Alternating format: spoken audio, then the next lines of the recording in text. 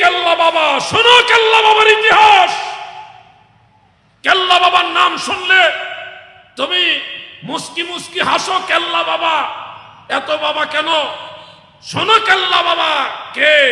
সেই সৈয়দ আহমদ গেসুদারাস ওরফে কেল্লা শহীদ রহমাতুল্লাহ আলাই শাহজালালের সামনে গিয়ে বলেন, হুজুর আপনি অনুমতি দেন আমি রাস্তা ক্লিয়ার করে দেই। কিভাবে করবে? নারীদের দিকে তাকালে চোখের জিনা হবে, তুমি গুনাহগার হয়ে যাবে, ইমানি বল কমে যাবে।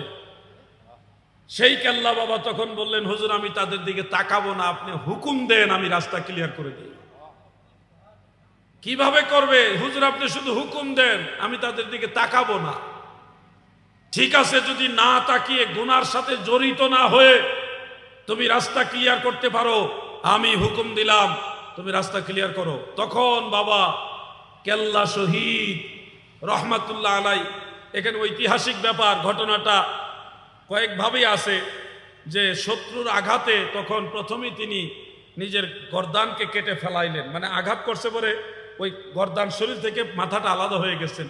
কোন কোন বই পুস্তকে এরকম আছে উনি নিজেই নিজের গর্দান কেটে ফেললেন। আল্লাহু আলাম, সঠিক জিনিসটা আল্লাহ পাক ভালো জানেন। আমরা ধরে নিলাম যে কোনো একটা।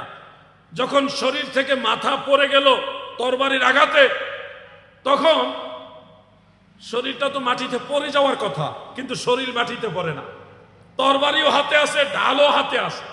এই ঢাল নিয়ে তরবারি নিয়ে মাথা তো নিচে পড়ে গেছে, শুধু শরীর জেসেম জাসাব, এই শুধু শরীর ঢাল তলোয়ার নিয়ে সামনে আগাইতেছে, হাঁটতেছে আর আগাইতেছে। যখন মহিলারা দেখলো মাথা নাই গো, এই মাথা ছাড়া এক পুরুষ লোক আসতেছে তরবারি নিয়ে, মহিলারা দিছে দৌড়, ডরে দিছে দৌড়, মহিলা ভাগছে। হিন্দু যারা যোদ্ধা ছিল তারাও এটা কি আইতেছে, এটা তো মাথা নাই, এই মাথা ছাড়া লোক আইতেছে, এই কি জানাইতেছে। ভয়ে অধিকাংশ যোদ্ধা, হিন্দু যারা যোদ্ধা তারাও ভাগছে। ময়দান প্রায় ক্লিয়ার, অনেকটা ক্লিয়ার হওয়ার পরে ওনার জেসেমটা যখন মাটিতে পড়ে গেল, তখন শাহজালাল রহমতুল্লাহ আওয়াজ শুনে তিনি তাকায় দেখেন মহিলারাও নাই, রাস্তাও মোটামুটি ক্লিয়ার, আর ওই যোদ্ধারাও মোটামুটি অনেকেই ভাগছে, অল্প কিছু আছে। যখন আল্লাহর ওলিরা ঘুরে দেখে রাস্তা ক্লিয়ার, তরবারি নিয়ে দৌড় দিছে, বাকিগুলিতে এমনি নাই। এইভাবে আল্লাহর ওলিরা ইসলাম প্রচার করে গেছে এই ভারতবর্ষে, বাংলাদেশে। সেই কেল্লা শহীদের মাথা ফেলে দিয়েছিল খোয়াই নদীতে। হবিগঞ্জ একটা নদী আছে খোয়াই নদী, সেখান থেকে এই কেল্লা ভাসতে ভাসতে আল্লাহ পাকের কুদরতে তিতাস নদীতে আসছে। কোন নদী?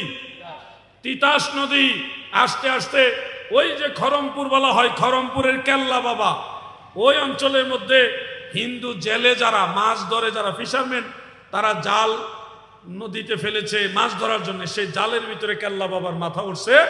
ওই মাথা শুধু আল্লাহ আল্লাহ আল্লাহ আল্লাহ এভাবে জিকির করতেছে উচ্চ স্বরে। হিন্দুরা ভয় পেয়ে গেল এবং ওই জাল থেকে মাথা নদীতে ফেলে দিল। দ্বিতীয় দিন আবার তারা মাছ ধরার জন্য জাল ফেলেছে, আবার সেই জালের ভিতরে মাথা উঠছে। ওই মাথা জিকির করতেছে আল্লাহ আল্লাহ আল্লাহ আল্লাহ। দ্বিতীয় দিনও তারা মাথাটা নদীর মধ্যে ফেলে দিয়েছে। তৃতীয় দিন আবার সেই জালের ভিতরে যখন মাথা উঠল এবং মাথা জিকির করতেছে, এখনো যদি কেল্লা বাবার মাজারের পাশে নীরবে চুপচাপ গভীর রাতে আপনি বসে থাকেন, যদি আপনি সেই ধরনের মোরাকাবা করেন, দেখবেন মাজারের ভিতর থেকে আল্লাহ আল্লাহ জিকির আওয়াজ শোনা যায়। আপনি ট্রাই করেন, শুনতে পাবেন। সেই মাথা যখন তৃতীয় দিনও জালের মধ্যে উঠলো, তখন লোকেরা কি করলো, ওই হিন্দু জেলে যারা, তারা মুসলমান খুঁজে বাইর করলো। তোমাদের ধর্মের একজন লোকের মাথা পাওয়া গেছে, তোমরা এদিকে আসো। এই হলো এই। তখন তারা দেখলো মাথাটা জীবিত, জিকির করতেছে। তখন তারা জানাজা পইরা ওই খরমপুরে যেখানে মাজার, ওইখানে ওনাকে দাফন করছে। আজও পর্যন্ত শুধু মাথা। ওনার মাজার কিন্তু দুইটা, একটা মাজার হলো হবিগঞ্জে, আরেকটা হলো এখানে খরমপুরে। দুইটা মাজার।